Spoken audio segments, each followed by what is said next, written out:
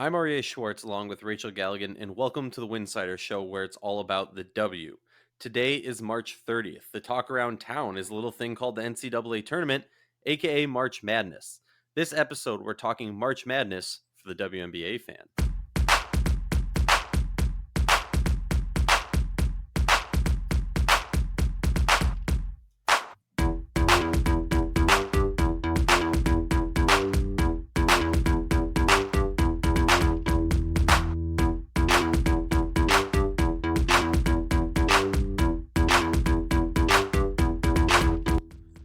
If you like our show, please consider joining our Patreon community, patreon.com/Winsidr. For less than a cup of coffee a month, you can directly show support for the hard work we do covering the W. And don't forget to see our amazing staff's written content over at winsidr.com. That's winsidr.com. Are you looking to get tickets for the upcoming WNBA season? Thanks to our sponsor, TickPick, you don't have to worry. The original no-fee ticket site and official ticketing partner of the WNBA champions, Chicago Sky. Use the link www.tickpick.com/Winsidr for all your upcoming ticket purchases for the WNBA, NFL, NBA, or any other event. That's tickpick.com/Winsidr. Okay, WNBA fans, you're probably also an NCAA fan, but if you're like me, you don't know much. Or maybe you're a WNBA fan who comes time for the Final Four and the championship, and you're like, all right, I should probably tune into this because this is the next wave of WNBA talent. Well, that's the boat I'm in. So who better to educate us all, to drop some truth and knowledge bombs on us all, other than the elite basketball mind of Rachel Galligan. And this episode's especially fun for me. It's a little bit different. I get to have a glass of wine with me and just ask questions to Rachel and put her on the hot seat. Oh, that sounds like fun. Great. How you doing, Rachel? I'm doing How's your tournament bracket going? Mine is not well. I filled out a few of them and I mixed it up each and every time. Full disclosure, I haven't checked. I'm way out on the Just Women's Sports one. The Winsidr one, I need to go back and double check what I had done. One of them, I'm pretty sure I got all four correct in the Final Four. So at least I got that going for me. But yeah, I don't think it went well. The upsets that I thought might happen, some of them didn't, and yeah, it happened. Right? I'm not gonna lie. Like I ask you a few questions, but I mostly base it on like my childhood or like if any team has a random connection to me. For instance, NC State.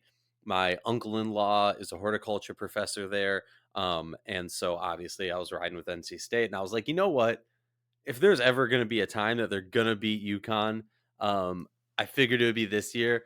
So watching that double overtime Man, thriller a was hell of a quite game. upsetting because I was texting you, I was like, Rachel, I expected UConn to win, but like to the same degree, I very much am like a man of the odds, right? Like I'll tell my friends when they're betting on W or whatever, I'm like, this team's probably going to win, but this team has a chance for an upset, or I don't know if you'd call that one an upset because the lower seed won, but you know. It was just a hell of a game. I mean, I think you can make an argument NC State deserved to win that game, and it was just like, and obviously you go back and forth, double overtime. Gino said it himself afterwards. He's like, they had the game won a couple times, and then we had the game won, and we tried to hand it away. Like, that was just, I literally had. Oh my, Rachel, hand it away is an understatement. Wow.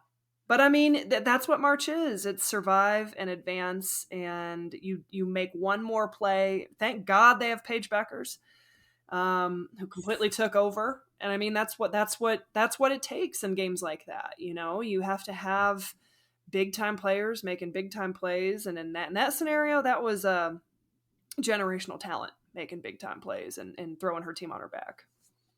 Before we get into that perfect segue of generational talent, I don't know if this is true. I'll have to find someone to fact check it for me, but I missed like the opening introductions. Heck, I don't even know if they do it. But a friend of mine told me, so backstory, I'm from St. Louis Park, Minnesota. Paige just went to Hopkins. Our schools, our high schools are rivals. But I guess I don't know if it was on the broadcast or in the arena, when they announced her, they said she was from St. Louis Park, Minnesota, and Minnesotans were getting wild about that one, which is like the most ridiculous thing ever. But hey, shout out to the St. Louis Park Orioles. But generational talent. an interesting aspect because if you're like me and you don't pay much attention to the tournament until right around now, you're checking the scores, you're asking your cool friend Rachel Galligan, hey, what are the players I should pay attention to and things like that. But if you're a WNBA fan, the names that you continuously have been hearing throughout this whole offseason period when it comes to the draft is Ryan Howard, Nalissa Smith, Nas, Shakira, Sabali. And I think an interesting aspect is for a plebeian, a newbie like me, somebody who sits here and goes, those are the players that we continuously hear about, but yet every single one of those players is already out of the tournament when we're at the Final Four, and a good amount of them were out before the Elite Eight. So I guess my question for you, Rachel, as I grab my cup of wine and prepare to sip it while you respond, um, explain that to me. No, because I Oh. like there's obviously a complicated answer, but you can give us a simple answer. Like, why is it that we're looking at all these teams that have younger talent, right? Players who aren't eligible for the WNBA draft yet. Is it that these players are the generational talent, but they're just younger? They're the, for lack of a better term, the Brianna Stewart in her younger days, the Maya Moore in her younger days. Or is there something else that I'm missing? I'm just confused. Whew. Explain. Talk to me. I will try to fumble fart through this as much as I can in terms of what I think it is. And again, that's just my opinion. And I genuinely think it's just as simple as this is kind of how the chips have fallen this year.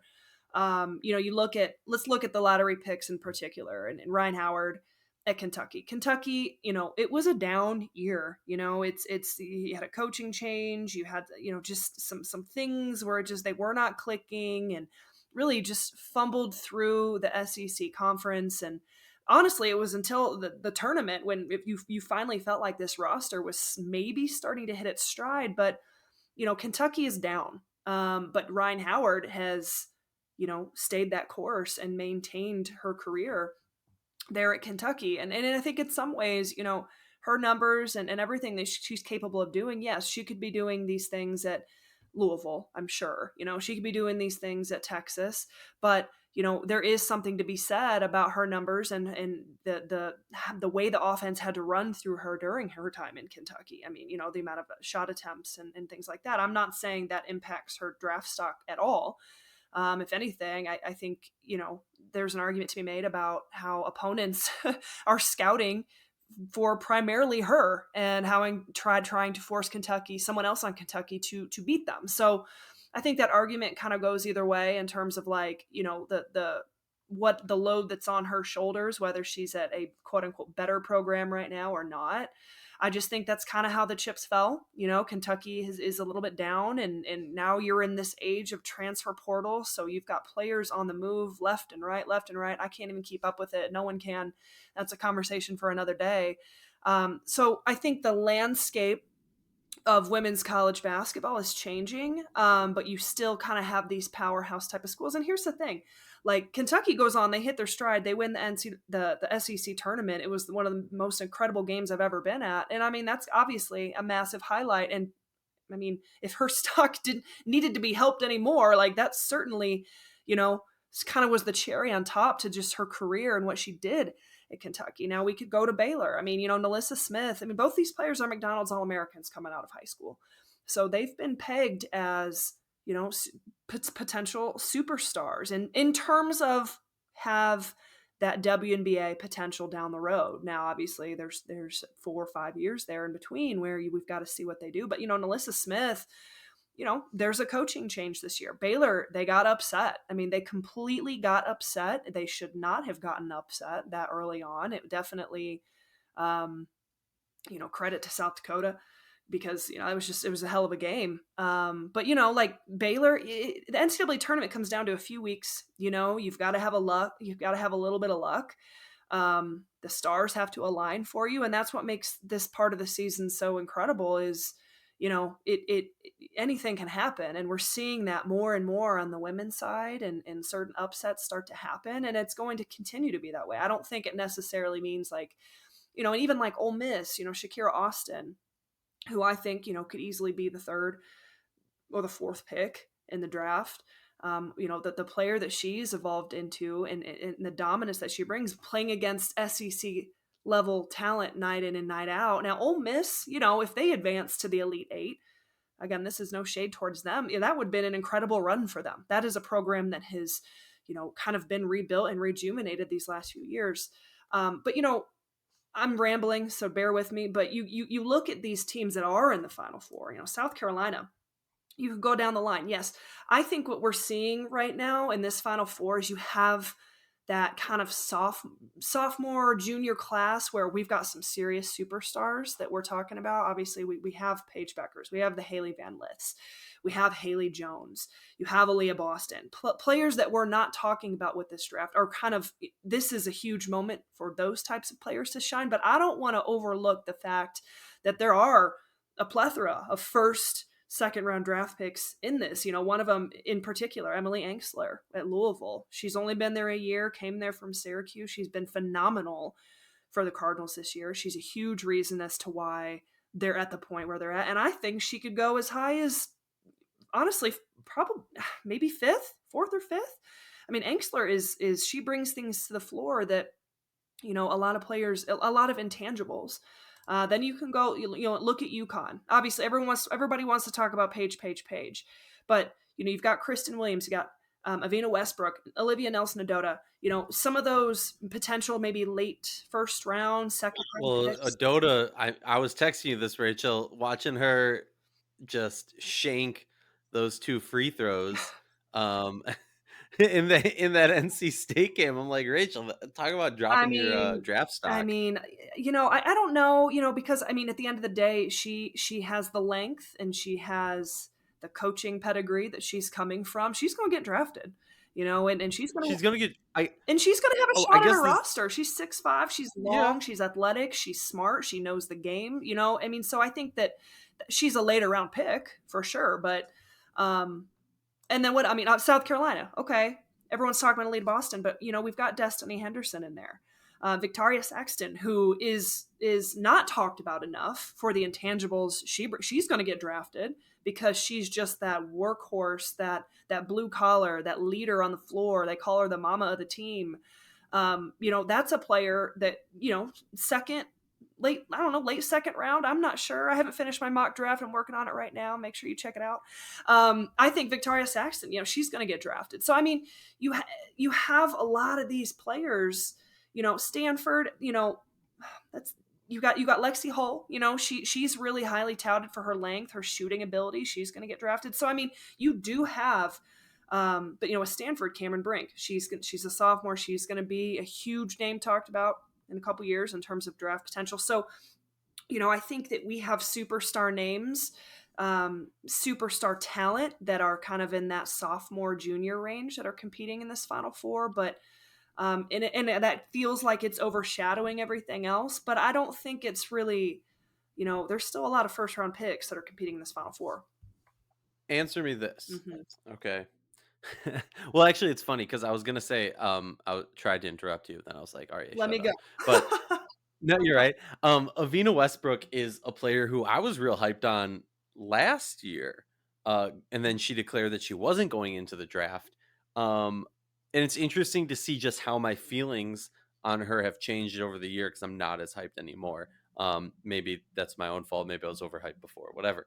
But I guess the question I have for you is hearing you talk about all these players, and it's really cool and it's nice to hear these players on a variety of teams, right? They're not on South Carolina, they're not on UConn, Notre Dame, Louisville, Texas A&M or Texas. Like these aren't the standard teams that you're so used to hearing about in women's college basketball from, the WNBA fans' perspective. Maybe I'm off. Maybe I'm judging too much of basketball pedigree based on how many players do you have in the WNBA. Maybe that's a wrong analysis. Totally fine with being wrong about that. I guess my question is like, if these players were on some of the powerhouses, do you think they would still be like, and maybe this is just a stupid question to even ask, so feel free to call me on it, but like, do you feel like these would still be, knowing who is in this draft class right now, if you reshuffle the cards, put a couple of these players on bigger powerhouse teams, would we be talking about them in a different light, I guess? I don't think so. I guess my initial reaction Again, I've spent a ton of time really trying to analyze this class, and it's tough. And I feel for everyone who's gone come out with mock drafts and everyone who's tried to really analyze this scenario, because it's more challenging now than ever, because you've got you've got the transfer portal, so Confusing as you've all got heck. shiftment. You've got shiftment. I just made up a word. You've got I like that. shifting of rosters. Then you've got the COVID year. So there's kind of not this. Even the list that came out from the league about who opted in, there's not a whole lot of clarity on that, because there are players who are draft eligible who are not on that list, and it's like the whole thing is really really. Oh, I've had multiple people in the league and agents or whatever contact me and be like, "Are you confused by that?" Because I have, clients hitting me up saying, "Hey, I want to be in the draft. I thought I declared for the draft. Why aren't I on that list or whatever?" And yeah, it's just confusing. Yeah, But sorry, go. part of it is, I think everyone's trying to pivot around, this extra year. It makes things really complicated and confusing, and you know, it's and then players who seasons just end, they have a certain amount of time. They get a little bit more time before they have to announce that. So, that's probably why you didn't see a Kune on there, or when that list initially came out, obviously players playing in the Final Four. So people who've exhausted their eligibility may not necessarily feel like they have to like opt in. Forgive me if I'm wrong. I don't even remember that like being a thing a few years ago. So, Yeah. the whole landscape is shifting. But back to your question, I don't know. I feel like there's a lot of really talented players, and I think we got to see even ones that played kind of at that mid major level. You look at Kirsten Bell at Florida Gulf Coast, one of the most prolific scoring guards in the country. I mean, just an absolute killer, and just carries herself like a pro. I mean, she has a really good shot going in the first round. I personally would be shocked if she didn't. You've got a few other players. Look at South Dakota, Shervin. Is she a player that's going to make a roster, long term? But would she get drafted and potentially be able to have a shot at training camp? Yeah.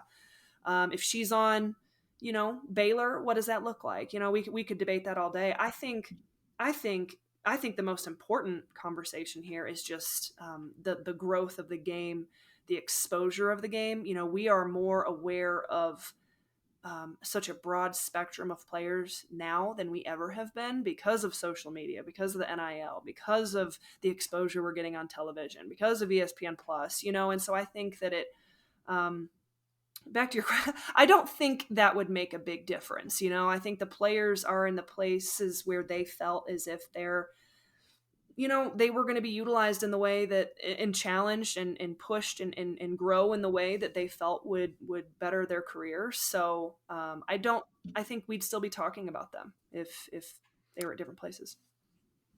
You had a great segue like a minute And then ago, I so I'm just kept gonna going. hop on that. Yeah, and then you just kept going. Um, the whatever, it's all good. I'll forgive you this time, Rachel. Um, you talked about I forget now even what your segue was, but I'm just gonna hop right into it. Okay, overseas players. Sika Kone, talk to me about her game. Um, she's tall, she's lanky, she can shoot. What else you got? Well, I mean, no, because she's probably the one. I mean, last year we had more overseas players who got drafted in the first, second round. We had one who went number Yeah. two. We've had a plethora of WNBA players coming in from overseas at a much younger age, and we have that again this year. And I love me some overseas talent. So talk to me. I mean, Sika Kone, I had an opportunity to watch her a few years ago. I think she was just a little one. And I was absolutely shocked. I remember the gym was like 8,000 degrees, and I was like, who is this kid? Because me doing the international thing, I'm thinking collegiate level. This kid can really impact someone tremendously at the collegiate stage. She didn't end up going that route, but not surprised to hear her name being talked about. As we had this same conversation a year ago. I mean, there's been multiple international players who have not gone the collegiate route, like Raquel Carrera. She was a player from Spain that she ended up getting drafted last year, but didn't come over. So, like, yeah, Sika Kone, I mean, she's long, 6'3" forward. She has an incredible motor in terms of her athleticism and her strength in the paint, her ability to rebound the basketball. She's explosive. She's only 19 years old, so I think that is says a lot in terms of an investment for the future. I don't think it's too early for her to come over and impact a roster right away, but that would have to be an investment for the future. I mean, last time I watched her play, she averaged 20 and 15. So I just Well, because go ahead. I was just gonna say, like, no, just to, I don't want to compare her in a walk, but I feel like I kind of have to. Just in the sense of they're both 19 Mhm. going into the draft. Um, they both Yeah, tall, like mind forward style games, if that makes sense. yeah. Compare and contrast, just in the sense of what I've heard from the people that I've spoken to. Sika's more league ready today than a walk was going into the draft. Is that true? Do you agree, disagree? I What are your think they're a thoughts? little different just in terms of body build and the type of athleticism. A walk is super long and lanky, and she has that potential, like, kind of Jonquel Jones length and frame, and you know what I'm talking about, like, just that rim protection type of length. Kone is not that long. She's got way more strength and power to her. A walk's got to get Okay. stronger. You could see kind of the strength and the physicality of the WNBA impacting her. I think that's the biggest difference. Kone, again, she's that. I'm trying to think of a good player to even compare her to. It's going to come to me after we're done recording. But again, just the type of player that, like, you can't keep off the glass, you can't move, so strong, so powerful, just forces themselves at the rim, finishing in the paint, just power game, and I think that she has the skill set to be able to stretch the floor a little bit and be a high post threat, and they both do. But I think that's the biggest difference is not just the length, but the physicality of the game between the two. Hmm. Hearing you say that makes me think of like Lauren Jackson meets Sylvia Ooh, Fowles, but maybe, what that might maybe. be a I little mean, bit that's of a that's an interesting one, and I do think she has the potential, to go in the first round too, or who knows, she well, could be the third round. I don't. no, I would disagree with third round only because I feel like at worst case she's the type of player that somebody drafts to stash, right? Like Sure. there's a lot of WNBA teams going into this draft that, to be blunt, unless a player who they draft just like completely Yeah. blows up the pool that they're in, they're not making, they don't have space really to sign. They'd be lucky to sign one player, honestly. There's some really tight salary Well, caps right now, well, and I and she's a player who you might be able to stash. yeah, That's all. yeah, and I'm going through this mock draft, and I'm thinking in my mind, there's a lot of post play, which is great. Oh, wait, everybody wants size, everybody wants length, all that. But one thing I felt like, and this doesn't count with, like, an Alyssa Smith. But I do feel like at like the pure five position, at times there was a little bit of a finesse-ness, maybe a little bit of a softness. And so if you're a GM and you're feeling like, man, we need some power, we need someone that's going to come in here and absorb contact and really play through that at the level that is required. Kone could be someone that is really intriguing to someone. So yeah. I like it. Well, that's all we got for this episode. If you want to sponsor an episode of the Winsidr Show, email us info@winsidr.com. But also, hey, if you are in Seattle, Phoenix, Vegas, or Connecticut, and you want to be a writer for Winsidr, cover one of those teams in market, hit us up. Let's chat. If you're in Atlanta too, let's chat. Shoot us an email, info@winsidr.com. As always, don't forget, if you're buying tickets for something, make sure to check out www.tickpick.com/Winsidr because it helps us out and allows us to continue doing this important work. Have a good one.